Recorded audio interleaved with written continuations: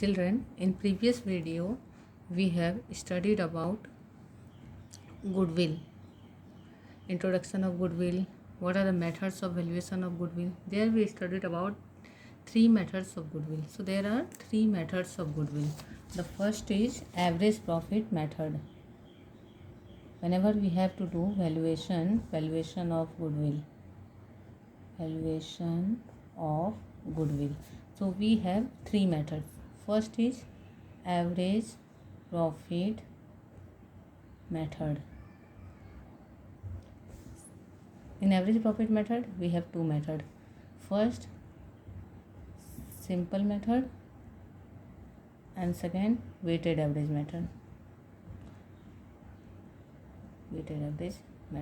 Okay. Second is super profit method.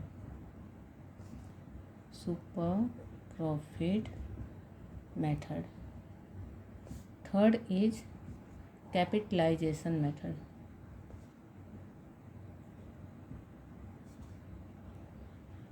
In capitalization method again we are having two methods.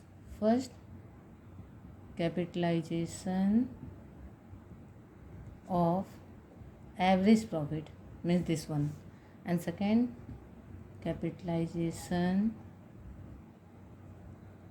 of super profit, means this method is advanced form of first and second. So we will begin with average profit method and simple method.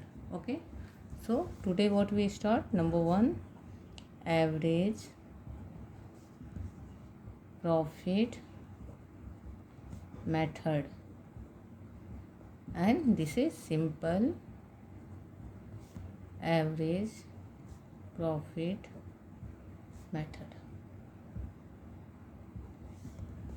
We will do different questions of this topic. First we will take few simple questions, then we will increase the level. We will try to take all the questions which cover this topic. Okay, so let us start.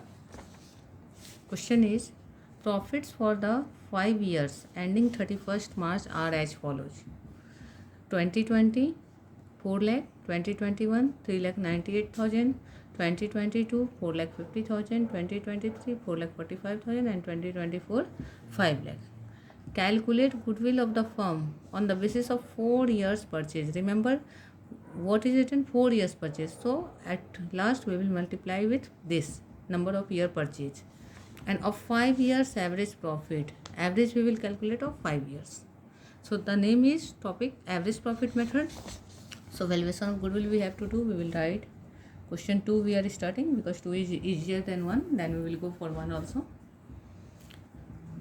So we will write 2020, 2021, 2022, 2023, 2024.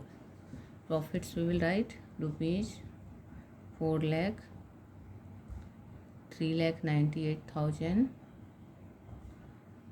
4 lakh 50,000, 4 lakh 45,000, and 5 lakh. These are the profit of 5 years. So first of all what we will calculate? We will calculate total profit. Here only we will add. Okay, so 0 0 0 3 0, then 8 plus 5 13, carry 1, 9 1 10, 10 5 15, 15 plus 4 19, carry 1, 4 1 5, 5 3 8, 8 plus 4 12, 12 plus 4 16, plus 5 21. So this is 21 lakh 93,000. This is total profit. Now we will calculate average profit. So what will be the formula? Average profit equal total profit by number of years. So how many years average we are told to calculate? 5 years average. So total profit is rupees 21 lakh 93,000 divided by number of years is 5. Now divide. So 5 4 is 20, 1 carry 19. So again 5 3 is 15, 4 carry 43, 5 8 is 40, 3 carry 5 6 is 30, and 2 0. So 4,38,600. This is the average profit. Average profit we have calculated. On the basis of average profit, we have to calculate goodwill. So now we will calculate goodwill. Goodwill equal average profit into number of years purchase. Okay, so average profit is rupees 4,38,600 into number of years purchase is given in question 4. So 4. So we will multiply this 0, 0, 4, 6, 24. We will learn to multiply on the spot only. If we do calculation at back, it will consume our time, and in accountancy exam we are lacking time. That you all know, you have experience of standard 11, but 12 is harder than 11. So we have to learn how to save time. 6 4 24 we will write. If you face difficulty, you can write here 2, carry 2. 6 4 24, carry 2. Then 4 8 32 and 2 34. 34 4 we have written, carry 3. Then 4 3 12 plus 3 15, carry 1. 4 4 16 and 1 17. Easily we can do here 17 lakh, and this you can cut afterward. So 17 lakh 54,400. In this way we can calculate. Okay, तो एक बार फिर से देखते हैं इसको. क्या है question? कह रहा है कि पिछले 5 साल का प्रॉफिट दिया हुआ है आपको 31 मार्च को, जो साल एंड हो रहा है उसका. गुडविल कैलकुलेट कीजिए. 4 ईयर्स परचेज और 5 ईयर्स एवरेज प्रॉफिट. मतलब 5 साल का एवरेज निकालिए, उसको 4 टाइम्स मल्टीप्लाई कीजिए. तो 5 साल का हमने एवरेज प्रॉफिट निकाल लिया. एवरेज प्रॉफिट कैसे निकाल? टोटल प्रॉफिट लिख लिया. अब अलग से total profit equal this plus this plus this लिखते हैं हम, तो बहुत टाइम जाता. सीधा लिख लिया, यहीं ऐड कर लिया. फिर एवरेज प्रॉफिट कैसे निकालते हैं? तो total profit divided by number of year. किसी भी चीज़ का जब एवरेज निकालना होता है तो टोटल को नंबर से डिवाइड कर देते हैं. तो आ गया एवरेज प्रॉफिट. और गुडविल का फॉर्मूला क्या होता है? Average profit into number of years purchase. तो बस हमने उसको मल्टीप्लाई कर दिया तो गुडविल आ गया. सिंपल सा क्वेश्चन था. ये सिंपलेस्ट क्वेश्चन है एवरेज प्रॉफिट का. ठीक है, देखने में लग रहा होगा कि अरे इतना सिंपल तो है. तो इसमें आगे हम लोग जो सीखेंगे उसमें कुछ कुछ एडजस्टमेंट है, तो उसको ध्यान रखना है. तो वो मैं साथ में बताती जाऊँगी, आपको कोई दिक्कत नहीं होगी. अगले क्वेश्चन पे चलते हैं. नेक्स्ट क्वेश्चन क्या है? हरी एंड कृष्णा और sharing profits and losses in ratio 2:1. हरी और कृष्णा तो पार्टनर थे, वो प्रॉफिट लॉस 2:1 में शेयर करते थे. दे एडमिटेड श्याम. उन्होंने श्याम का एडमिशन लिया. एडमिशन हो, रिटायरमेंट हो, चेंज इन PSR हो, चाहे जो हो, जब हमें गुडविल का वैल्यूएशन करना है कोई फ़र्क नहीं पड़ता क्या हुआ है, मेथड वही है वैल्यूएशन का. ठीक है, तो एडमिशन हुआ है कितने के लिए? 1/5 शेयर के लिए. For this purpose the goodwill of the firm was to be valued. ये हमारे काम का है कि गुडविल को वैल्यूड करना है. किस बेसिस पे? On the basis of 3 years purchase, मतलब इससे मल्टीप्लाई होगा. अब लास्ट 5 ईयर्स एवरेज, 5 साल का एवरेज मतलब 5 से डिवाइड होगा. ठीक है, profit for the last 5 years दिया हुआ है. 5 साल का प्रॉफिट दिया है, जो ब्रैकेट में अमाउंट है मतलब वो लॉस है. तो calculate the goodwill of firm after adjusting the following. Calculate करने से पहले कुछ एडजस्टमेंट करना है. क्या करना है? तो प्रॉफिट पर 2021 मतलब ये वाला साल was calculated after charging 25,000 for abnormal loss being goods lost by fire.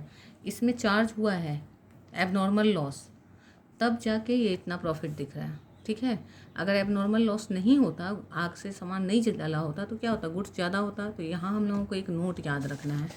Note क्या याद रखना है? कि जब भी हम लोग नोट याद रखेंगे कि जब भी एबनॉर्मल लॉस होगा, एबनॉर्मल की बात करिए, नॉर्मल नहीं, एबनॉर्मल लॉस होगा, तो उसको प्रॉफिट में प्लस कर देंगे. ठीक है, क्या करेंगे? प्लस किस में? प्रॉफिट में वापस ऐड कर देंगे. और अगर एबनॉर्मल गेन होगा तो उसको प्रॉफिट से माइनस कर देंगे. प्रॉफिट से क्या करेंगे? माइनस. तो अब ध्यान देना है कि जब प्रॉफिट्स के साथ हम ऐसा कर रहे हैं तो लॉस होगा तो उसके साथ उल्टा हो जाएगा.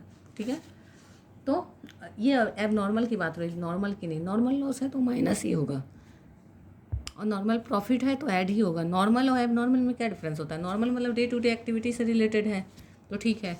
एबनॉर्मल मतलब वो एक्सपेक्टेड नहीं था मगर हो गया. अब आग लगने के लिए किसी ने नहीं सोचा था, लेकिन आग लग गया, 25,000 का सामान जल गया. तो उस साल के प्रॉफिट में क्या होगा? 2021 में हमें ये एबनॉर्मल लॉस है, तो एबनॉर्मल लॉस को प्लस करना है. तो प्लस यहाँ करना है हमें 25,000, मतलब एडजस्ट करना है प्रॉफिट को. तो इसके लिए अब 3 कॉलम बनेगा. क्वेश्चन 1 करेंगे हम लोग. तो सबसे पहले हम लोग क्या लिखेंगे? ईयर लिख ले रहे हैं, ईयर, फिर लिखेंगे प्रॉफिट, और उसके बाद लिखेंगे एडजस्टेड प्रॉफिट।